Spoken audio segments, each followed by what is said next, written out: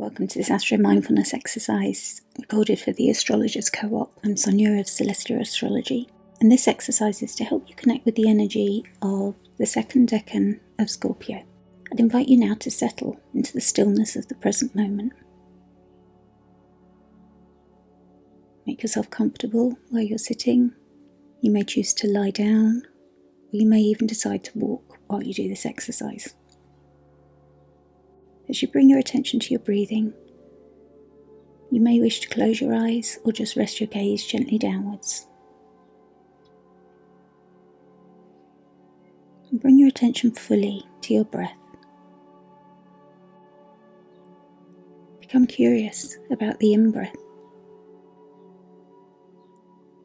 What's the temperature?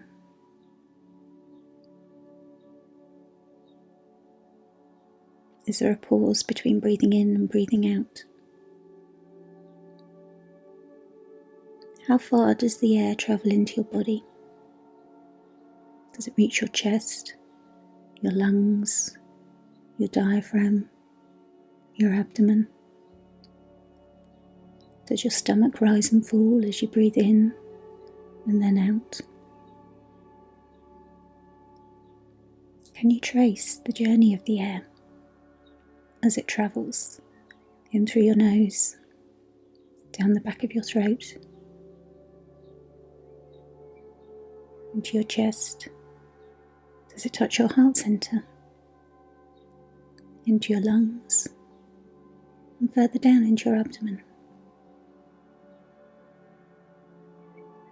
And as you breathe out, just release any tension that you might be holding from your day, your week, your month. You don't need it anymore. Just release it, let it go. You don't need to alter your breathing in any way.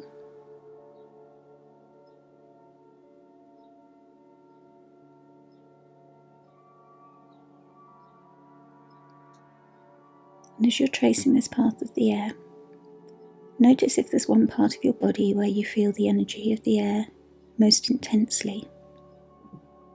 Maybe it's at the tip of your nose, at the back of your throat, travelling further down your throat, at the base of your throat, or in your lungs or your chest. Maybe it's at your heart centre, or further down into your stomach. Where is that place for you?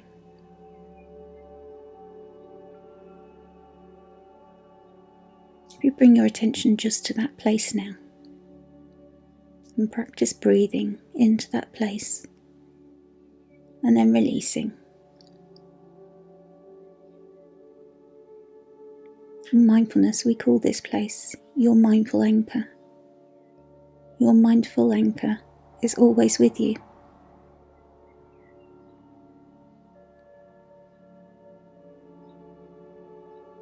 The more you practice breathing into this place of your mindful anchor, the easier and easier it will be to connect to this place in your body any time that you need to find stillness in your day.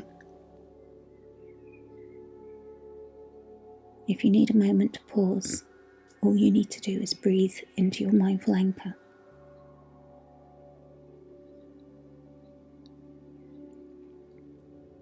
And now, as you continue to breathe into your mindful anchor, I'll ask you to begin a visualization.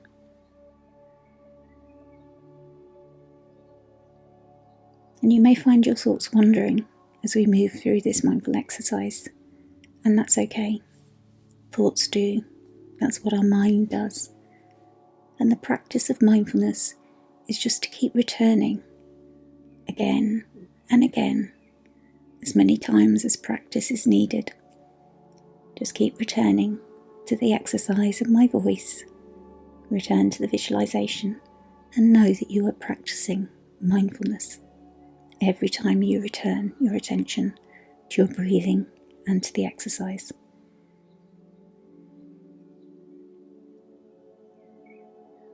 So as you breathe into your mindful anchor, feel your connection to the ground beneath you. And visualize that ground now becoming the ancient soil of Greece. Imagine yourself transported back in time, and you're standing outside the imposing temple of Mars. It's a place of fiery power and unwavering defense. As you take in this magnificent scene, absorbing the energy of this place, the heavy doors groan open, revealing a plume of red dust settling in the afternoon light. Mars, the god of war, Ares, strides in, and you follow him. His armour is dented and bloody, a testament to a hard-fought battle. He walks into an inner chamber, throwing down his weapons with a clang. Can you hear that noise? Can you see those weapons?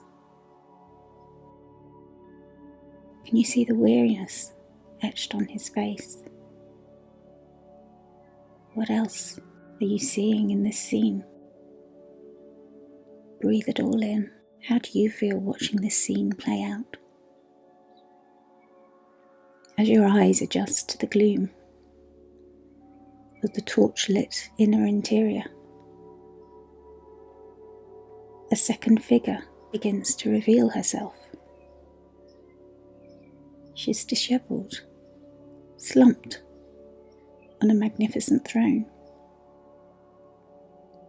Ares greets her as Luna, who's greeting her with respect and deference. We know her as the moon, but her radiant glow that we know has been dimmed.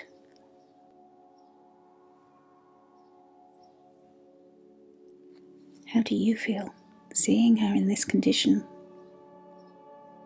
She seems to have fallen from her usual position of power, high in our skies, ruling the rhythms of our life, and seems cast down into this vulnerable realm of Scorpio II. There's a sense of helplessness clouding her usually serene demeanour. She can't have given up. We need her, surely. What does the moon mean for you? Reflect on this for a moment.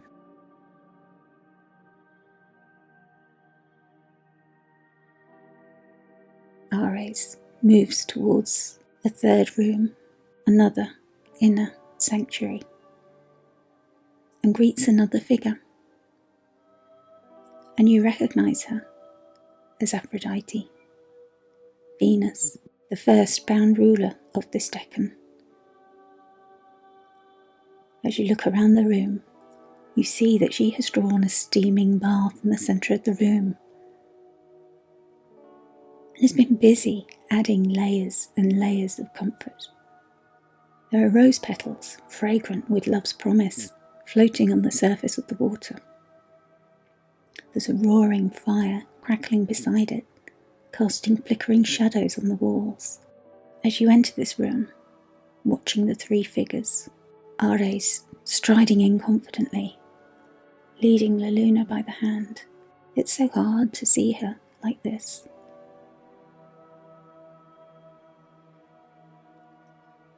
Aphrodite welcomes them in, gestures for them to join her. Can you smell the scent in the room? The scent from Venus. Hear the fire crackling. Feel the steam of the water. Engage all of your senses as you join them in this room. And slowly, Ares sheds the rest of his armour and warrior vestments, revealing his warrior's body beneath. So powerful, and yet his eyes are deeply affected by the battle. Luna hesitantly casts an eye over his body. The vulnerability in her eyes finds you, but flickers back to him. And there's a spark you see in her eyes that makes you smile. As she looks at his body, you think you see appreciation.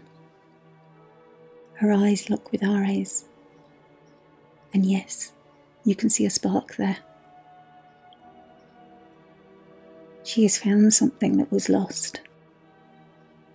She has found a reason. Ares invites her into the bath. Aphrodite invites you to join them in the warm embrace of the bath. Feel the soothing water ease your own tensions, both physical and emotional. As you relax, let down your defences and listen as Ares and La Luna share stories. Mars of the fight to defend, La Luna of the humbling fall that she's just experienced. Listen to the raw vulnerability in Ares' voice, a sight that's rarely seen. Witness the strength that La Luna finds in admitting her need. Reflect on when you last admitted that you needed help. Where did you find help? When did you last allow yourself to be seen as vulnerable?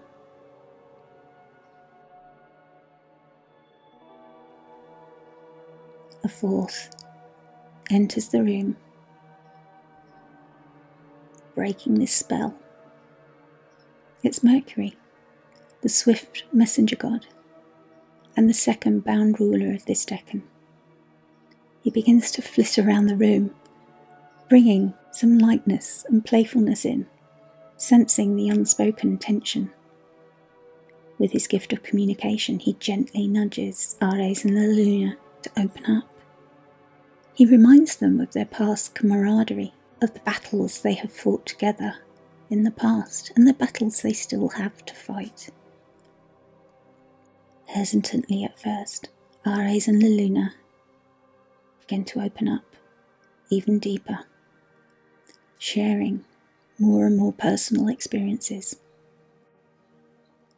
Mercury, Hermes, with his keen intellect, listens intently. You realise he's drawing out their deepest emotions and frustrations, and the space for vulnerability opens up deeper. What would you communicate to them in this sacred space? Reflect on what you might hear during these conversations. As the night deepens and the fire begins to burn down, you witness a sense of trust blossoming between them. Ares, so touched by La Luna's openness, offers her his unwavering and undying protection, the greatest gift he can give, his sacred trust. La Luna in turn shares her deep emotional wisdom with him. She offers him her gift, her ability to see beyond the surface. Witness this alchemical reaction between them. Ares' strength tempered by La Luna's intuition, La Luna's vulnerability bolstered by Ares' resolve. Witness this alchemy and sacred trust. Reflect on where you see this in your life. When have you let your barriers down and opened up to this extent? Allowed yourself to become this vulnerable with somebody? Was your sacred trust honoured? If it was broken, would you be willing to offer that sacred trust again?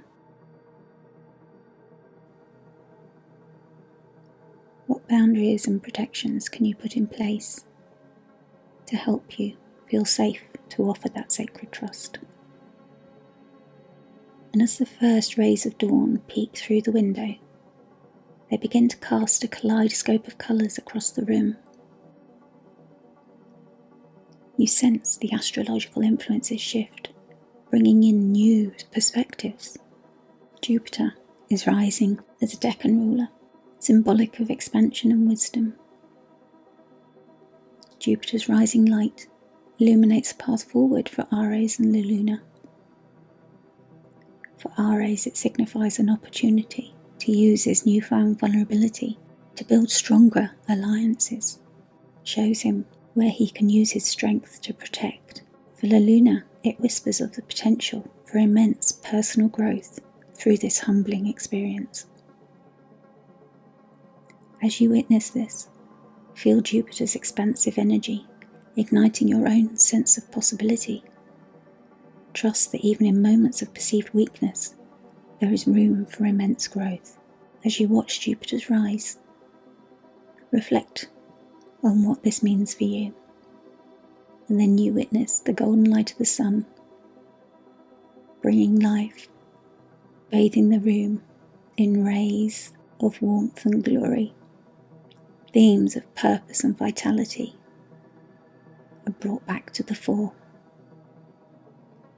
For Aries, the sun reignites his fighting spirit, but with a newfound compassion.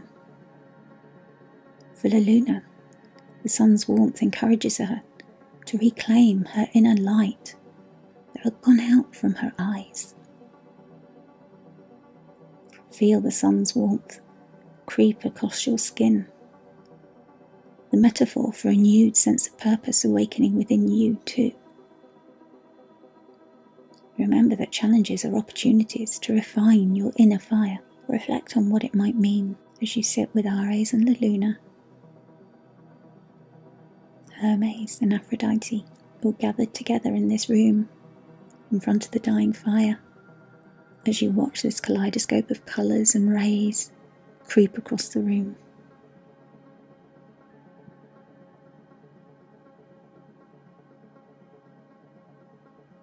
What does this shared experience reveal to you?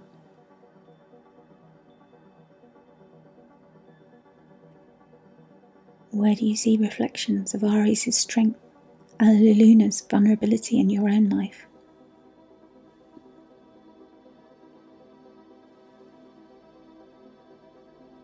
Is there a better way to integrate these qualities to find your own unique balance? As the energy of the assembled deities bless you before you leave, allow the newfound wisdom that you've gathered settle within you. Breathe in and allow everything you've learned to settle into your unconscious. And breathe out, releasing any resistance to change.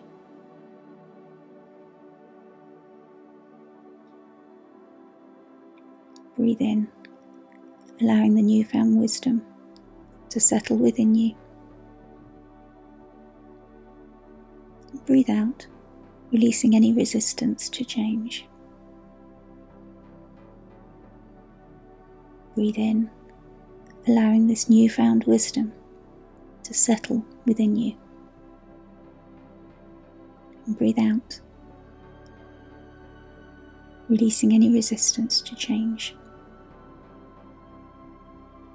And now it's time to leave this beautiful, sacred room. The deities are ready to go, and you must too. And so you carefully, slowly depart from Mars's temple and find yourself back outside the doors, connected to the soil of ancient Greece. And bring your attention back to your feet and the soil that they're connected to. And you breathe.